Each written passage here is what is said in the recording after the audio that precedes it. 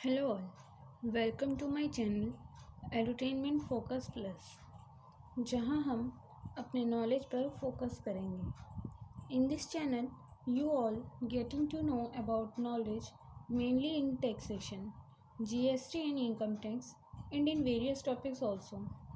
Let's start. मेरा नाम है जोयता और आज का हमारा टॉपिक है about the years in our income tax. चलिए शुरू करते हैं। हमारा आज का टॉपिक है जैसे कि ईयर्स इन इनकम टैक्स, यानी कि financial year,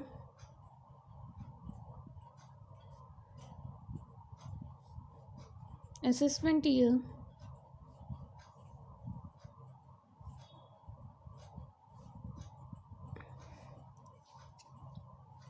and previous year.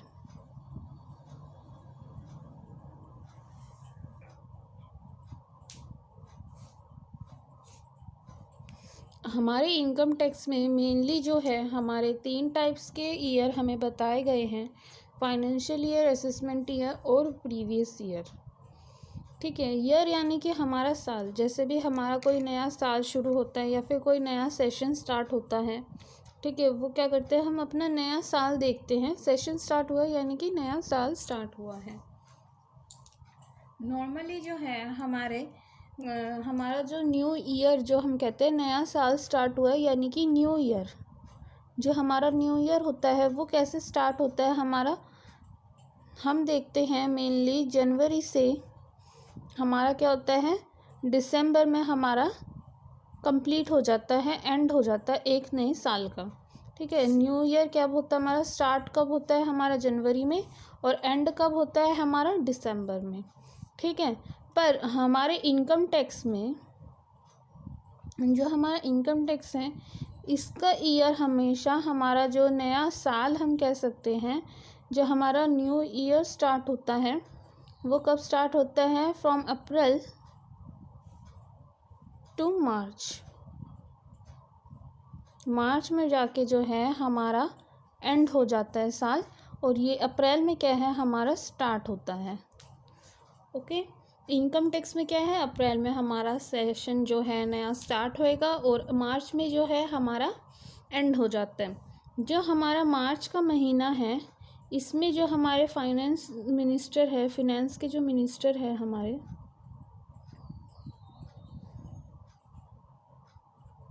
वो क्या करते हैं, हमारा बजट सेशन निकालते हैं। बजट सेशंस में क्या होते हैं, हमारे सभी तरीके के रेट हम पे लागू किया जाता है। कौन सा क्या रेट लागू होगा, कोई चेंजमेंट अगर है तो कुछ चेंजेस अगर होंगे तो वो सब कुछ डिसाइडेड हो जाते हैं। यानी कि हमारा क्या है, अप्रैल में जैसे कि सेशन स्टार्ट होगा तो उससे पहले क्या है, मार्च में उसकी तैयारी हम लोग कर लेते हैं।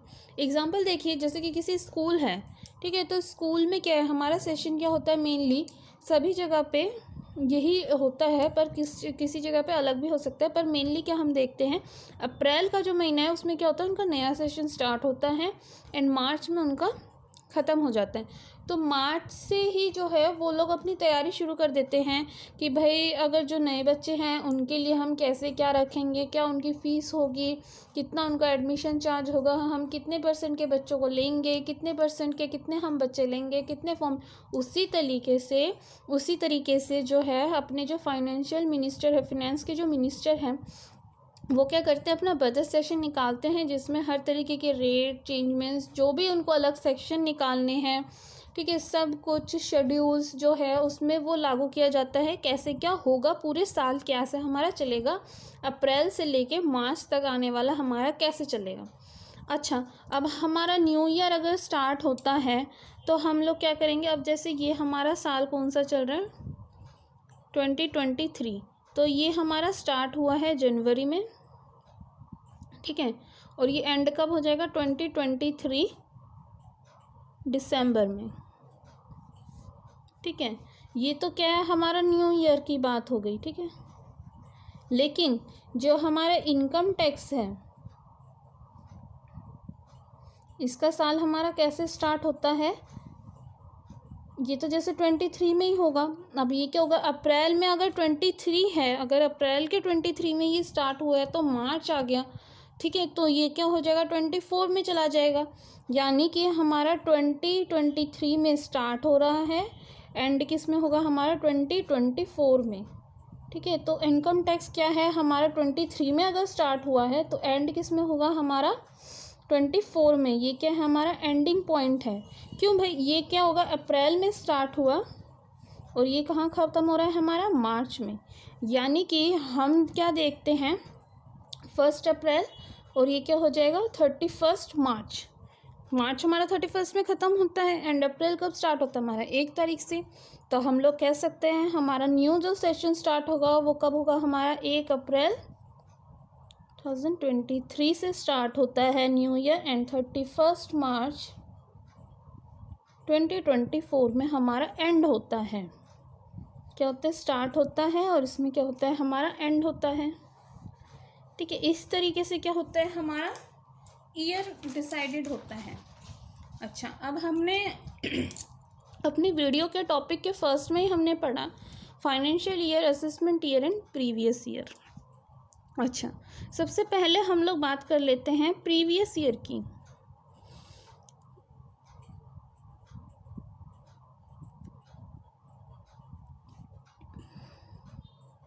सबसे पहले तो भाई प्रीवियस यानी कि क्या है हमारा पहला जो हमारा चला गया है वो क्या है हमारा प्रीवियस ईयर। ठीक है, और ये वही ईयर होता है जिस पे हम अपनी अर्निंग करते हैं। ये कौन सा ईयर होता है जिसमें कि हम अपनी अर्निंग करते हैं। ठीक है, इसमें क्या करेंगे हम अपनी कमाई करेंगे। ठीक है, जो भी हमारे कमाई होगी यानी कि जितनी भी हम इनकम करेंगे, अपनी इनकम जो भी हम अर्न करेंगे, ठीक है, इसके लिए गवर्नमेंट ने हमें कहा है टैक्स देना है आपको। तो इसके लिए टैक्स हम कब पे करेंगे, अपने असेसमेंट ईयर में।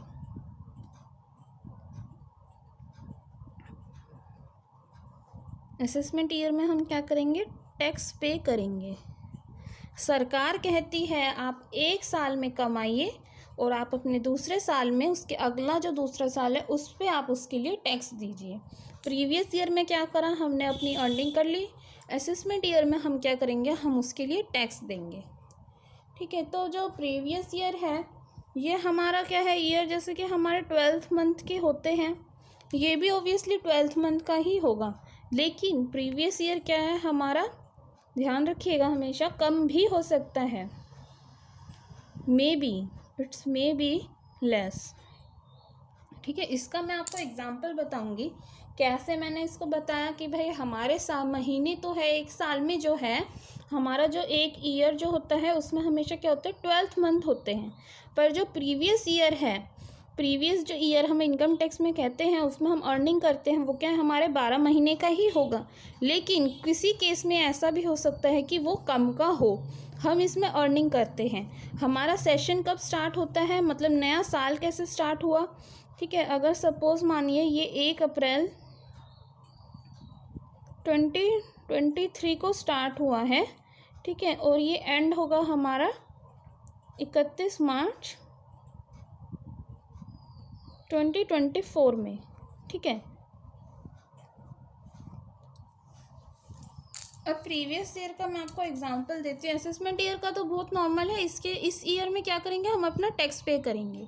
ठीक है, अगर हमारा 1 अप्रैल 23 से 24 में हमने अर्निंग करी है अपनी, ठीक है, तो हम इसके लिए टैक्स कब देंगे 2024 टू 25 में हम इसका टैक्स देंगे। ठीक है, तो ये क्या है मार्च में तो हमारा ख़त्म हो गया था, यहाँ पे हमारा 1 अप्रैल से नया स्टार्ट हो जाएगा। 1 अप्रैल 2024 टू 31 मार्च 2025, ये क्या होगा हमारा असेसमेंट ईयर है। इस साल के बीच में क्या होगा, हम अपना जो है टैक्स देंगे। अच्छा, एक चीज़ और देखिए, हम इसमें क्या देखेंगे कि भाई जो भी पर्सन है, अगर मेरा ये प्रीवियस ईयर है तो किसी पर्सन का ये असेसमेंट ईयर भी हो सकता है। क्योंकि देखिए अब मैंने इस 2023 और 4 में मैंने इनकम करी है, मैं इसमें 24 25 में पे करूँगी। ठीक है, अगर मैं इस इस साल में अपना पेमेंट कर रही हूँ, तो इस साल का जो मेरा इनकम है 24-25 में भी तो मैं कुछ अर्न करूँगी। ऐसा तो है नहीं कि भाई मैंने इसमें अर्न कर लिया, इसमें टैक्स पे कर रही हूँ तो भाई इसमें कुछ अर्निंग ही नहीं होगी। तो 24-25 का जो मैं टैक्स करूँगी, अपना जो इनकम करूँगी, इसके लिए टैक्स मैं कब पे करूँगी? अपना वही 1 अप्रैल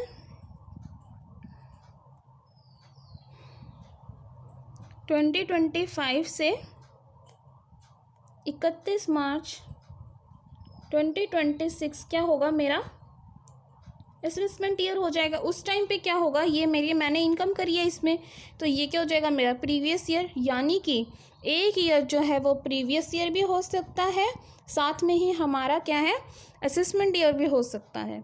ठीक है, इस चीज़ को हमें ध्यान रखना है। मेन हमारा सेशन स्टार्ट होता है 1 अप्रैल 2023 से लेके 31 मार्च। हमें डेट याद रखनी है, 1 अप्रैल से लेके 31 मार्च 2023 से लेके 23 से 24 अगर हमारा है, तो अगला क्या हो जाएगा हमारा 24 से 25। 24 से 25 में जो हमारी अर्निंग हुई है उसका नेक्स्ट क्या हो जाएगा 25 से लेके 26।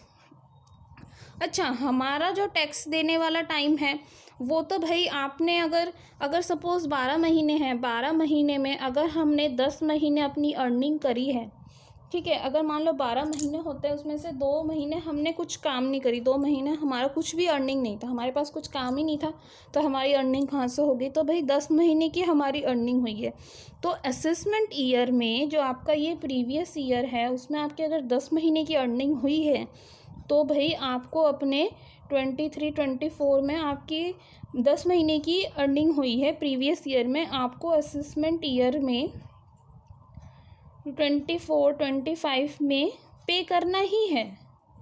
आपकी भाई 12 महीने नहीं हुई है तो इसका मतलब ये नहीं, आपको पे करना ही है। जैसे कि मैंने बताया ये लेस हो सकते हैं, इसके कुछ ऐसे एक्सेप्शन हैं जो कि होते ही हैं ऐसे।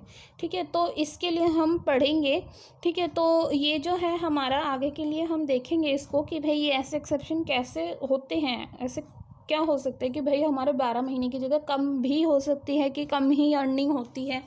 ठीक है, तो भाई ऐसा है कि 10 महीने हैं तो आपको 10 महीने का ही टैक्स आपको देना है। ठीक है, अगर आपके 8 महीने की है तो 8 महीने, अगर आपका 2 महीने का ही हुआ है, अगर किसी बंदे ने स्टार्ट ही अपना बिजनेस किया है सपोज़ जनवरी में, ठीक है, तो जनवरी के बाद तो उनके पास 3 महीने रह गए, तो 3 महीने का ही उसको अपना टैक्स देना है।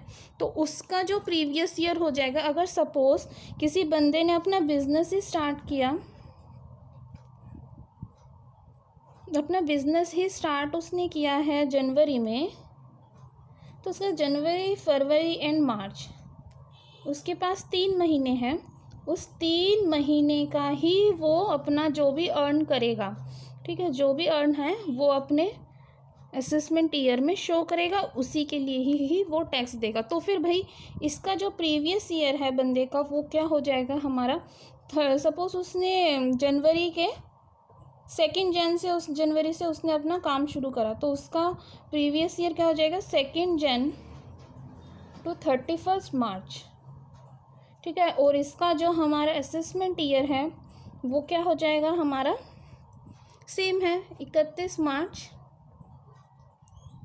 से लेकर, सॉरी 31 मार्च क्यों होगा यहाँ पे, 1 अप्रैल होगा ना, मार्च में तो ख़त्म हो गया, 1 अप्रैल से 31 मार्च। अब इसने मान लो 21 में करा था, ठीक है, तो ये क्या हो जाएगा इसका असेसमेंट ईयर 2 जन 21 से लेकर 31 मार्च 22, सॉरी इसने जनवरी में तो शुरू करा ना, तो इसका क्या हो जाएगा 20 से लेकर 21 हो जाएगा। ठीक है, जनवरी तो में इसने शुरू करा था, साल तो हमारा शुरू ही हो गया था ना, तो 20 से लेकर 21 का हो गया, इसको 3 महीने यहाँ पे मिल गए। ठीक है, और ये क्या हो जाएगा हमारा 21 से लेकर 22। समझ में आया आपको ये एक्सेप्शन? ये एक्सेप्शन जो है काफ़ी ज़्यादा इम्पोर्टेंट है, जिसको हम गलती हमेशा से ही करते हैं, मतलब काफ़ी कुछ करने के बाद भी आप देख सकते हैं काफ़ी ज़्यादा गलती हो जाती है इसमें। ठीक है, तो अभी हमें ये चीज़ समझ में आ गई है कि भाई हमारा असेसमेंट ईयर क्या होता है। ठीक है, हमारा प्रीवियस ईयर क्या होता है, असेसमेंट ईयर, जिसमें कि हम अपनी अर्निंग करेंगे, एंड प्रीवियस ईयर जिसका कि हम टैक्स पे करेंगे। ठीक है, और हमने ये भी देख लिया कि भाई असेसमेंट ईयर जो है ये हमारा 12 मंथ का भी हो सकता है और लेस का भी हो सकता है, जबकि प्रीवियस ईयर ये हमेशा हमारा 12 मंथ का ही होगा। अच्छा, एक हमने टर्म करी अपनी फाइनेंशियल ईयर। फिनेंशियल ईयर जो है ये एक तरीके से हमारी अकाउंटिंग टर्म है जो कि हम अपने अकाउंट्स में मेनली यूज़ करते हैं। ठीक है, मीन्स हम ये भी कह सकते हैं जो हमारा असेसमेंट ईयर होता है वो हमेशा हमारा फिनेंशियल ईयर के बराबर होता है। ठीक है, मीन्स असेसमेंट ईयर और financial year means the same. ठीक है, जब लेकिन एक एक्सेप्शन इसका ये है, मीन्स द सेम, लेकिन फिनेंशियल ईयर जो है ये हमेशा ही हमारा 12th मंथ का ही होगा। ये कम नहीं होगा, इसका स्टार्ट हमेशा हमारा 1 अप्रैल से ही होगा। ठीक है, और एंड इसका क्या होगा हमारा, जैसा हमने देखा 31 मार्च। अच्छा, यहाँ पर हमने अपने ये जो है जितने अपने assessment year, previous year, financial year को बहुत अच्छे से इसमें हमने पढ़ा है। तो इसके बाद जो है हम अपना आगे की वीडियोस देखेंगे। Thanks to watch this video. अगर आपको इससे रिलेटेड और भी कुछ वीडियोस चाहिए आप मेरे चैनल एडुटेनमेंट फोकस पर जाकर देख सकते हैं।